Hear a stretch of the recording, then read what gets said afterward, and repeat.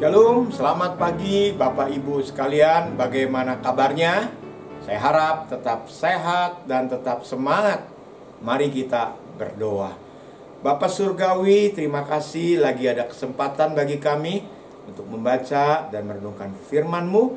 Bila pengajaran hari ini lagi menjadi perbenaran rohani dan iman Kristen kami boleh makin dikuatkan.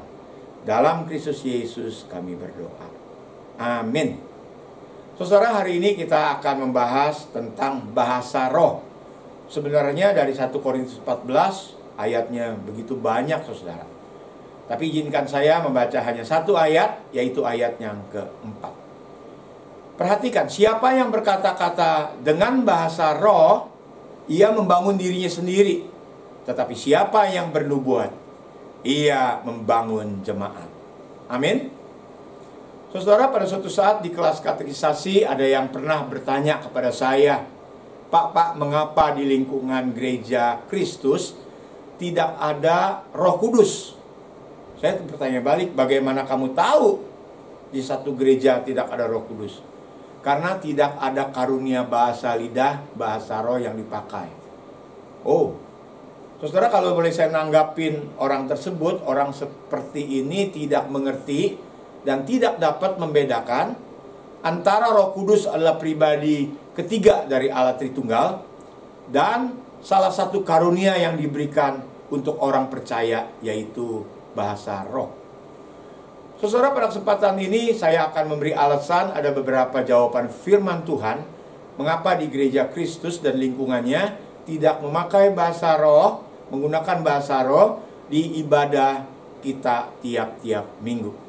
Ada 4 hal yang diuraikan melalui firman Tuhan ini. Yang pertama, karena bahasa roh itu tidak dimengerti dan tidak membangun jemaat lainnya.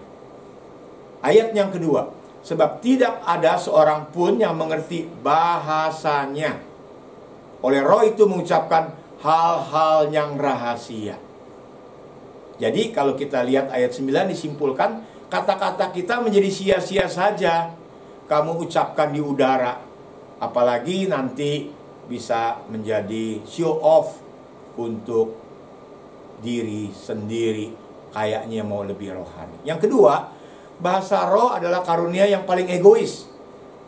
Tadi Nats kita berkata, siapa yang berkata-kata dengan bahasa roh, ia membangun dirinya sendiri. Dirinya sendiri. Apa gunanya di ibadah didengar orang? Apa motivasinya, saudara? Sedangkan siapa yang bernubuat, ia membangun jemaat. Saudara bisa bayangkan kalau di satu ruangan kebaktian ada 5 orang yang berbahasa roh, yang lainnya bisa terganggu, saudara. Karena dasar daripada bahasa roh, fungsi dari bahasa roh yaitu membangun diri sendiri. Sedangkan dasar kekristenan yang umum menjadi basic yang sangat mendasar adalah kasih. Kita mesti perhatikan kepentingan orang lain daripada diri kita sendiri. Sebenarnya tanda utama orang dipenuhi, dipimpin oleh Roh Kudus adalah buah roh, Galatia 5, 22 dan 23. Ya, alasan yang ketiga, bahasa roh itu tanda untuk orang yang tidak beriman. Jangan terbalik, saudara. Ayat 22. Karena itu karunia bahasa roh adalah tanda bukan untuk orang yang beriman, tetapi untuk orang yang tidak beriman. Sedangkan karunia bernubuat, membaca Alkitab, khotbah yang dimengerti itu adalah tanda bukan orang yang tidak beriman, tetapi untuk orang yang beriman. Nah, kalau ada yang mengatakan ini untuk menunjuk level rohani orang yang berbahasa roh lebih daripada yang lain, ya salah, saudara. Sampai ada yang lesin bahasa roh. Penyimpangannya makin hari bisa makin jauh. Alasan yang keempat, bahasa roh di dalam ibadah tanpa ada yang menafsirkan itu hanya menjadi batu sandungan.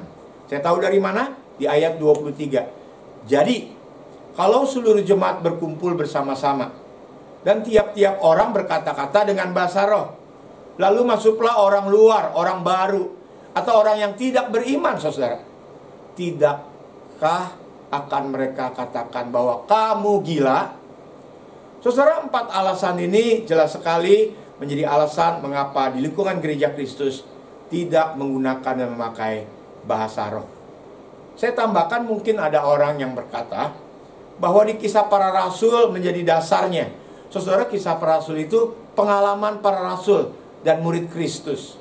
Pengalaman tidak bisa dipaksakan untuk menjadi pengajaran.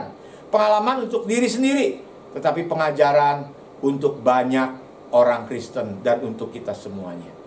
Tujuan renungan ini agar jemaat dapat menyikapi karunia-karunia roh dengan benar.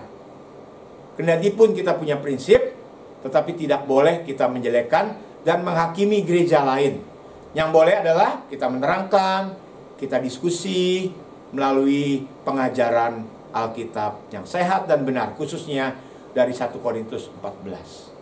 Baik, agar kita dapat saling membangun, dapat menggunakan karunia-karunia rohani secara benar pada waktu dan tempat yang tepat untuk kemuliaan Tuhan. Amin. Mari kita berdoa.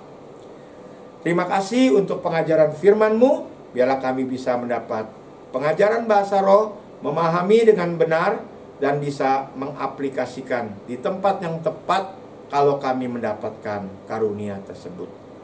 Di dalam nama Tuhan Yesus, kami bersyukur untuk pengajaran firman Tuhan yang sehat pada pagi hari ini. Amin. Tuhan Yesus menyertai dan memberkati kita sekalian.